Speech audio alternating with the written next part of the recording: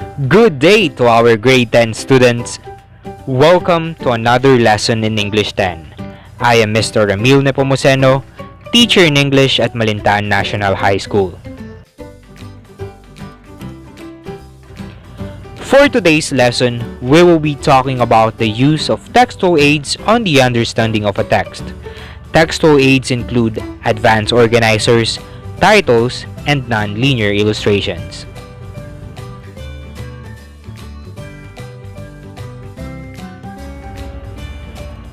At the end of the lesson, the students should be able to determine the effect of textual aids like advanced organizers, titles, non-linear illustrations, etc.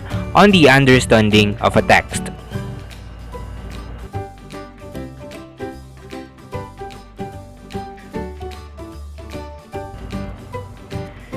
First, let us talk about textual aids. What are textual aids? Textual aids are also called text features. These are visual elements of a page that stand out from the main text. These are also tools or materials that provide support and facilitate understanding of a text. From the name itself, textual aids. These are the things or components of a story, text, or article that can help us readers to better comprehend the text that we are reading. As we move on in our discussion, I will give you examples of textual aids.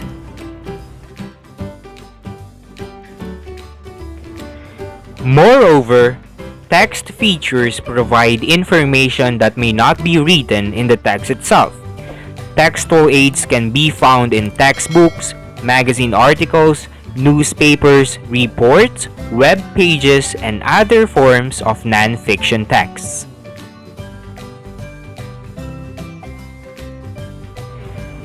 At this point, I am going to show you some simple examples of textual aids. First,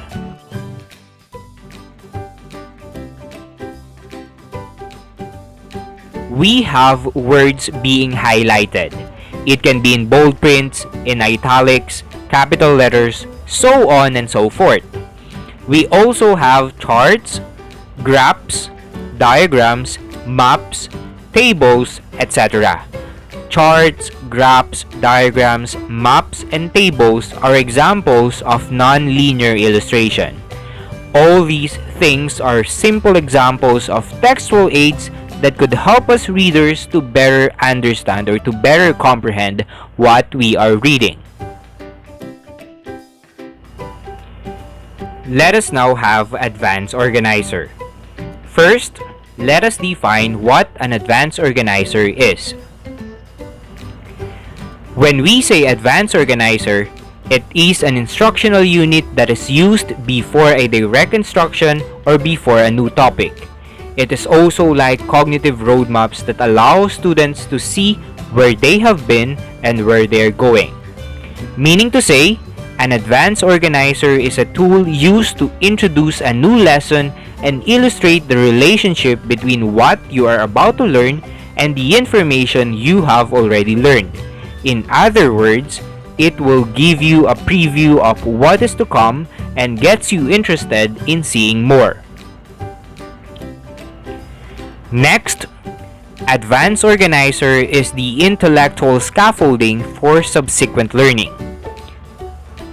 We have mentioned here the word scaffolding, meaning to say, advanced organizers will help you a lot in learning.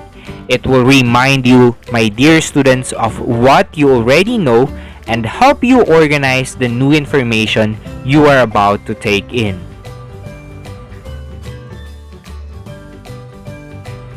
At this point, let us now have the main purpose of using an advanced organizer. And that main purpose is to make connections between incoming information and prior knowledge. It simply means that an advanced organizer can help you link or can help you connect what you already know with what you are about to learn.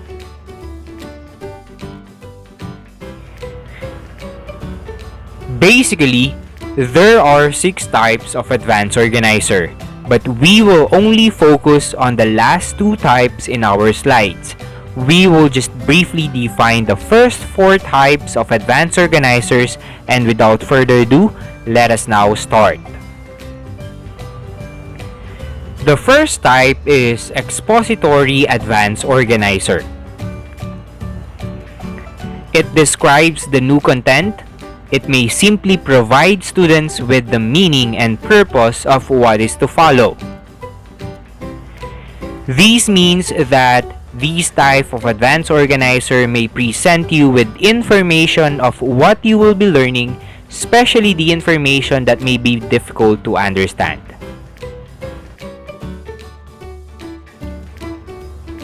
The second type of advanced organizer is Comparative Advanced Organizer. From the name itself, comparative, it is designed to discriminate between the old and new concepts to prevent confusion caused by their similarity. The third type is Narrative Advanced Organizer. This type of advanced organizer presents the new information in the form of a story to the students. So this type of advanced organizer basically uses stories to activate background knowledge, allowing you to make connections to the things you already know. This type of organizer uses a personal connection to inspire learning. Let us now have the fourth type of advanced organizer. The fourth type is called Skimming. I know that this one sounds familiar to you. When we say skimming, it focuses on highlighted information. What do we mean by that highlighted information? These includes headings, subheadings, and the first sentence of each paragraph.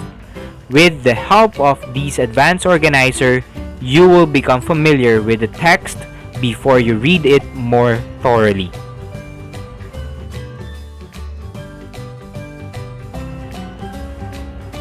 At this point, we are now down to the last two types of advanced organizers. Just like what I mentioned earlier, we will be focusing more on these two remaining types of advanced organizers. The fifth one is Graphic Organizer. I am also sure that you are all familiar to this one. You're used to doing this most of the times. When we say Graphic Organizer, it is a method of presenting information in the visual realm. It demonstrates relationships between different information and concepts. Graphic organizers are designed to improve learning outcomes and review information. It structures the information visually or in pictures. There are many different forms of graphic organizers, each with its unique way of organizing and presenting bits of information. On the succeeding slides, I will give you examples of graphic organizers.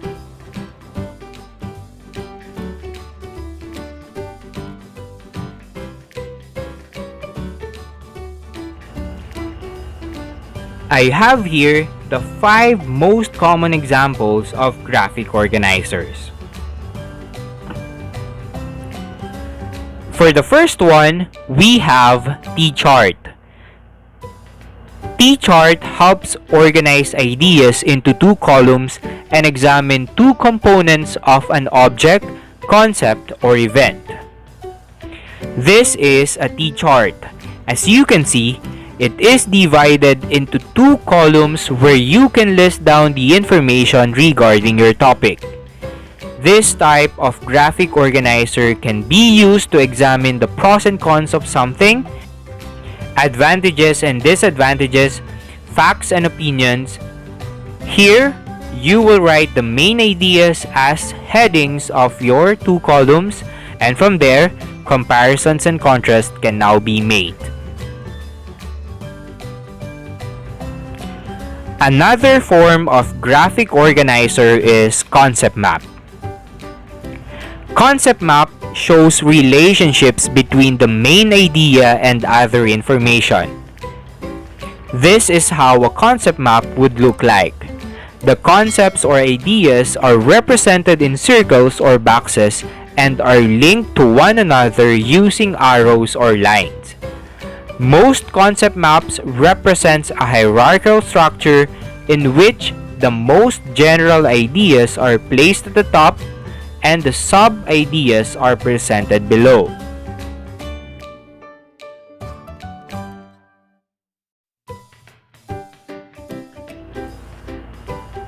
The third form of graphic organizer is Venn diagram. Venn diagram is used to compare two or more groups of things by visually displaying their similarities and differences in overlapping circles. Venn diagram can have 2 or 3 overlapping circles. Similarities between the two topics will be placed in the overlap portion of the two circles, and the differences will be placed on the sides of the overlapped part.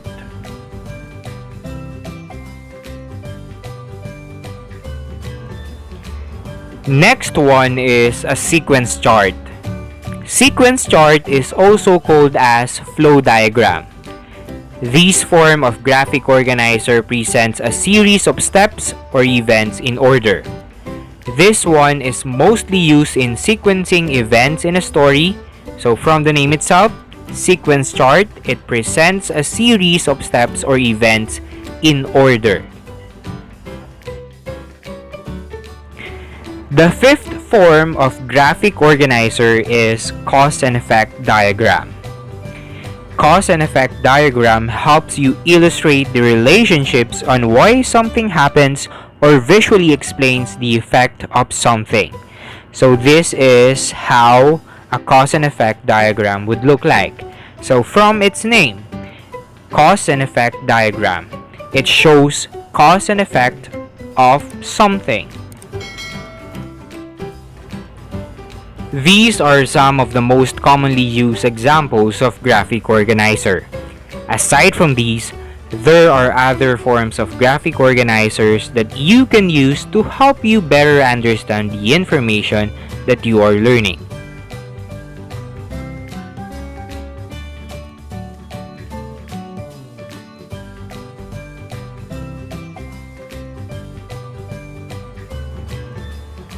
We also have KWL chart. KWL chart is used at any age and for any subject matter. It is a popular form of advanced organizer. KWL chart is divided into 3 columns.